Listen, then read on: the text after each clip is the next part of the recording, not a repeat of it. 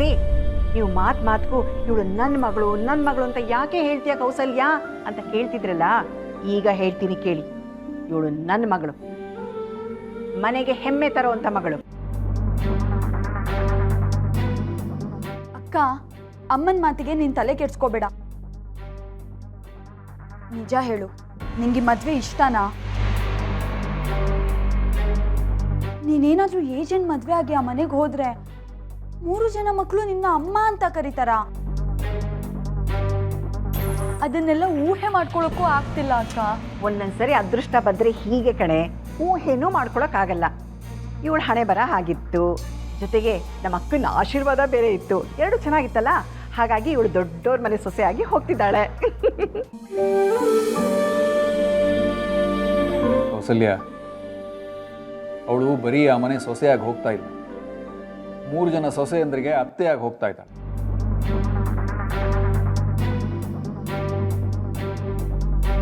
ಇದು 2ನೇ ಮದುವೆ ಬೇರೆ. ಇದ್ರಲ್ಲಿ ತಪ್ಪೇನು? ನೀವು ನನ್ನನ್ನು 2ನೇ ಮದುವೆ ಆಗಿರುತ್ತಾನೆ.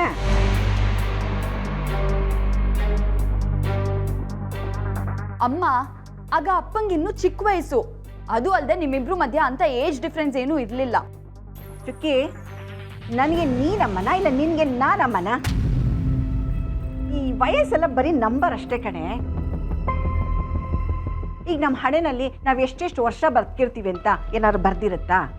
ಇಲ್ಲ ತಾನೆ. ಹಾಗೆ ವಯಸ್ಸು ಕೂಡ ನಮ್ಮ ಹಣೆಯಲ್ಲಿ ನಂದು ಇಷ್ಟೇ ವಯಸ್ಸು ಅಂತ ಏನು ಬರ್ದಿರಲ್ಲ.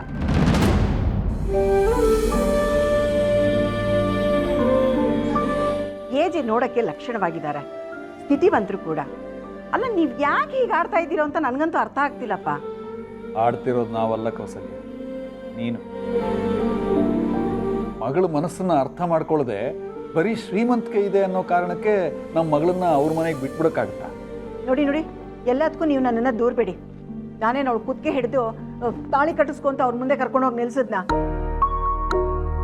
ಇವಳು ಒಪ್ಪಿಗೆ ಇಲ್ಲದೆ ಇಷ್ಟೆಲ್ಲ ನಡೆದಿರುತ್ತಾ? ಇವಳು ಓಕೆ ಅಂದಮೇಲೆ ಏಜೆ ಇವಳ ಹೆಸರನ್ನ ಅನೌನ್ಸ್ ಮಾಡಿದ್ದು. ಲೀಲಾ, ನೀನೇ ಹೇಳಮ್ಮ, ನೀನೇ ಹೇಳು ಇವ್ರಿಗೆ. ಏನೋ ನಾನು ನಿನ್ಗೆ ಒತ್ತಾಯ ಮಾಡಿ ಮದುವೆಗೆ ಒಪ್ಸಿದ್ದೀನಿ ಅನ್ನೋ ಥರ ಆಡ್ತಿದ್ದಾರೆ. ಆದರೆ ಒಂದಂತೂ ಸತ್ಯ ರೀ, ಮೊದಲನೇ ಸಾರಿ ನನ್ನ ಮಗಳು ನನ್ನ ಮನಸ್ಸಿಗೆ ಸಂತೋಷನ ತಂದುಕೊಟ್ಟಿದ್ದಾಳೆ.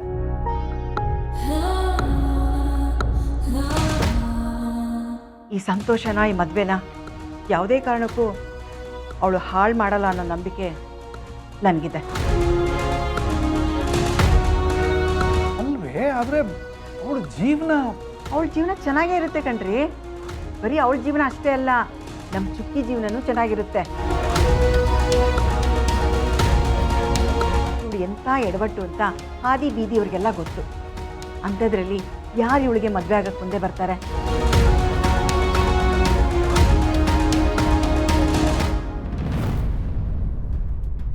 ಪ್ರತಿಯೊಂದು ಅವ್ರಿಷ್ಟದ ಹಾಗೆ ನಡೀತಾ ಇದ್ರೆ ಈ ಮನೇಲಿ ನಮ್ಮ ಅಭಿಪ್ರಾಯಗಳಿಗೆ ಬೆಲೆನೇ ಇಲ್ವಾ? ಬೆಲೆ ಇದೆಯೋ ಇಲ್ವೋ ಅಂತ ಗೊತ್ತಾಗೋದಕ್ಕೆ ನಮ್ಮ ಅಭಿಪ್ರಾಯಗಳನ್ನ ಏಜೆ ಹತ್ರ ಹೇಳೋದಕ್ಕೆ ಯಾರಿಗೆ ಧೈರ್ಯ ಇದೆ ಅಕ್ಕ? ಏಜೆ ಹತ್ರ ನಾನು ಮಾತಾಡ್ತೀನಿ.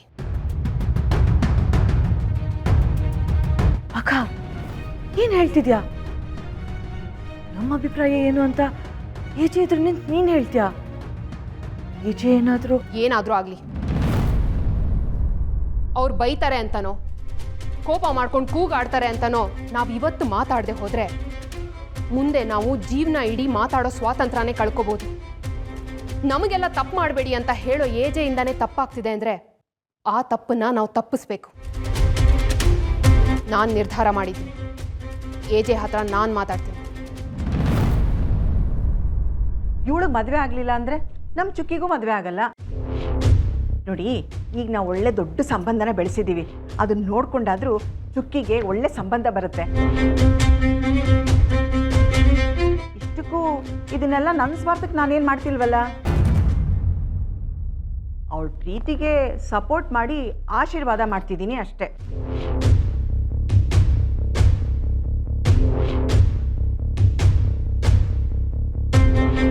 ಏನೇ ಹೇಳ್ತಿದ್ಯಾ?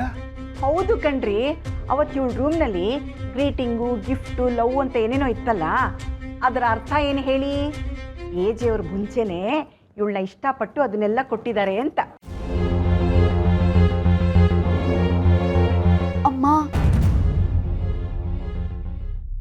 ಅದು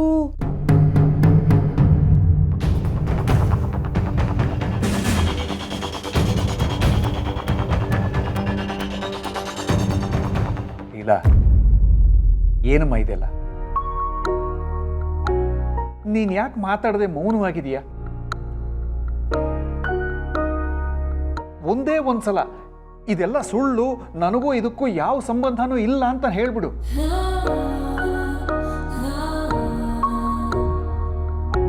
ಈ ಮದುವೆ ಆಗಕ್ ನಾನ್ ಬಿಡಲ್ಲ.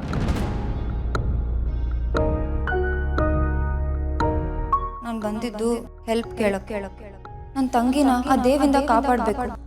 ಈ ಕೃಷ್ಣನ್ ಮುಂದೆ ಮಾತಾಡ್ತಾರೆ, ಏಜೆ ಮಾತಾಡ್ತಾರೆ ತಪ್ಪಲ್ಲ. ನಮ್ಮ ರಿಲೇಶನ್ಶಿಪ್ ಇಂದ ನಮ್ಮ ಫ್ಯಾಮಿಲಿ ದೂರ ಆಗುತ್ತೆ ಅಂತಂದ್ರೆ ನನಗೆ ರಿಲೇಶನ್ಶಿಪ್ಪೇ ಬೇಡ. ನಾನು ನಿನಗೆ ಕೊಟ್ಟು ಮಾತನ್ನ ಉಳಿಸ್ಕೊಂಡಿದ್ದೀನಿ, ನೀನು ನಿನ್ನ ಮಾತನ್ನ ಉಳಿಸ್ಕೋಬೇಕು ಅಂದರೆ ನನ್ನ ಮದುವೆ ಆಗಲೇ ಅಪ್ಪ, ಇಲ್ಲಿವರೆಗೂ ಏನೇನು ನಡೆದಿದ್ಯೋ ಅದು ನನ್ನ ಇಷ್ಟದ ಪ್ರಕಾರನೇ ನಡೆದಿರೋದು.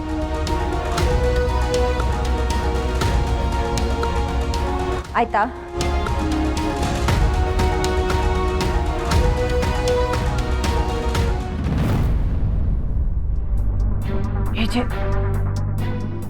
ಅಲಾರಾಮ್ ಬೆಲ್ ಹೊಡೆಯೋದಕ್ಕೆ ಮುಂಚೆ ಎಲ್ಲರೂ ಒಂದು ಸೇರಿದ್ದೀರಾ?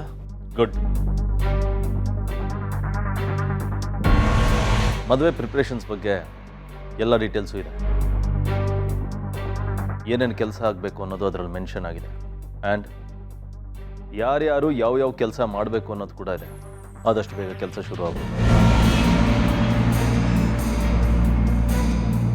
ಈಗಲೇ ಹೇಳ್ತಾ ಇದ್ದೀನಿ, ಯಾರಿಂದನೂ ಯಾವ ಮಿಸ್ಟೇಕು ಆಗಬಾರ್ದು.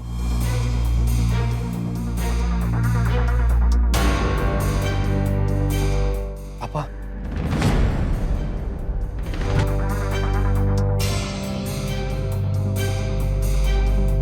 ಅದು ನಾವು ನಿಮ್ಮ ಹತ್ರ ಸ್ವಲ್ಪ ಮಾತಾಡಬೇಕಿತ್ತು.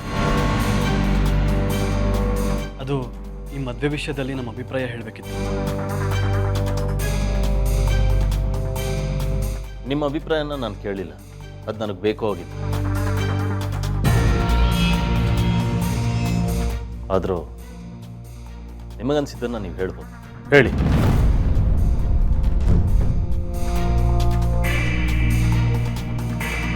ಯಾರಿಂದನೂ ತಪ್ಪಾಗಬಾರ್ದು ಅಂತ ನೀವೇ ಹೇಳ್ತೀರಾ ಏಜೆ. ಅಂಥದ್ರಲ್ಲಿ ಈ ಮನೇಲಿ ನಡೆಯೋ ದೊಡ್ಡ ತಪ್ಪಿಗೆ ನೀವು ಕಾರಣ ಆಗಬಾರ್ದು ಅಲ್ವಾ?